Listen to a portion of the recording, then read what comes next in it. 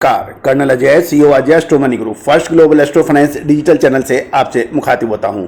आज 18 अगस्त सन 2023।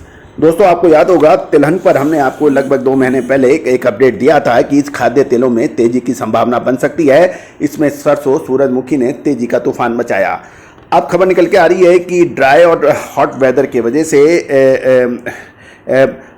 सोयाबीन के वायदे में तेजी दर्ज हो रही है और शिकागो के बोर्ड ऑफ ट्रेड यानी सीबोट में सोयाबीन फ्यूचर की तेज गुरुवार को उच्च स्तर पर बंद हुआ और फसल के पूर्व एस्टीमेट यानी गर्म और शुष्क अमेरिकी मौसम के संभावित प्रभाव के बारे में चिंताओं से कमोडिटी की कीमत में इजाफा देखा गया है। मजबूत कच्चे तेल और सकारात्मक केएलसी और डीसी मार्केट के चलते सोया तेल बढ़त के साथ बंद हो रहा है।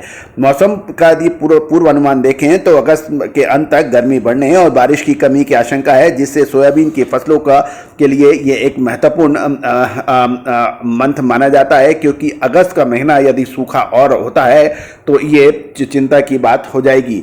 सीबॉट के अंदर दिसंबर सोया तेल 0.97 सेंट की वृद्धि देखी गई, जो 63.78 सेंट प्रति पाउंड पर समाप्त हुई। नवंबर सोयाबीन वायदा में भी 6.0 सेंट बढ़कर $13.30 प्रति बुशल पे बंद हुआ, जबकि दिसंबर सोया मील वायदा में गिरावट थी, जो वह $1.90 गिरकर $380.70 पर बंद हुआ।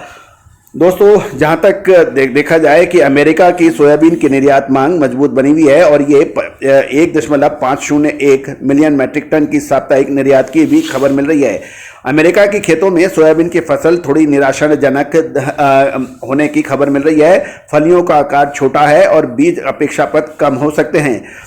यूएसडीए यानी United state of America agriculture department ने चेतावनी दी है कि गर्म मौसम से फसलों को नुकसान होने की संभावना बन सकती है।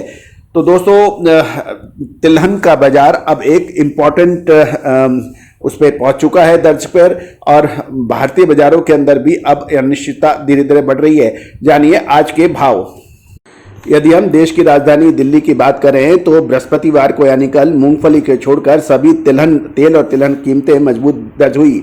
इसमें सरसों एवं सोयाबीन तेल, तिलहन, कच्चा पाम तेल यानी सीपीओ और पामोलिन तेल तथा बिनोला तेल की कीमतों में सुधार दर्ज हुआ। मलेशिया और शिकागो एक्सचेंज में भी मजबूती का दौर देखा गया। पिछले 3 कारोबारी सत्रों में दोनों जगह पे मजबूती कायम है।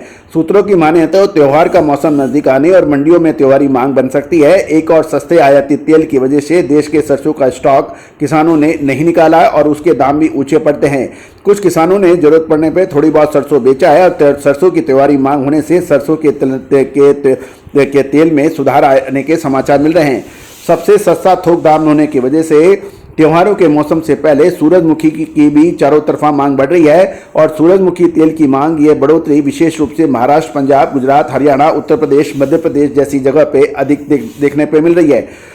दोस्तों, सरसों के तेल का दाम ऊंचा बैठता है और मूंगफली और बिनोला लगभग समाप्त हो चल रहे हैं। ऐसी स्थिति में त्योहारी मांग सूरजमुखी और सोयाबीन तेल से ही पूरी की जा सकती है, लेकिन यूक्रेन का रूस से काला सागर मार्ग समझौते का नवीनीकरण नहीं होने से सूरजमुखी तेल का आयात डिस्टर्ब हो सकता है। इसलिए सॉफ्ट ऑयल यानी नरम तेल, सूरजमुखी, सोयाबीन के आयात और विदेशों में इन तेलों के जहाज़ों के लदान के आंकड़ों की जानकारी लेना बहुत आवश्यक है। तेल संगठनों के साथ साथ जरूरत पड़े तो सरकार अपनी ओर से भी जानकारी ले सकती है और स्थिति पर निगरानी रख सकती है, ताकि त्योहारी के ऐन मौके पर नरम तेल की कमी ना हो पाए।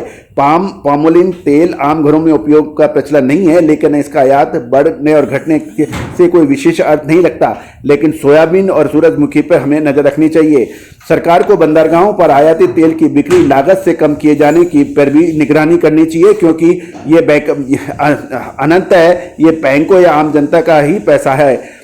आयाती सूरजमुखी आयात की लागत बढ़ती है 90 से 91 रुपये प्रति किलो और बंदरगाह पे ये 90 से 91 रुपये किलो के थोक भाव से बेचा जा रहा है और खुदरा बाजार में आम उपभोक्ताओं को ये 140 से 145 रुपये लीटर यानी के भाव में मिल रहा है। कि गौरतलब है कि लीटर मतलब 910 ग्राम।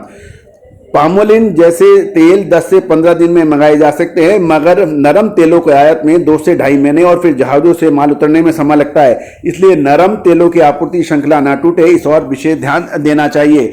दोस्तों, अगला सप्ताह नोट कीजिए, अगला सप्ताह तेल तिलहनों के लिए बहुत महत्वपूर्ण साबित हो सकता है।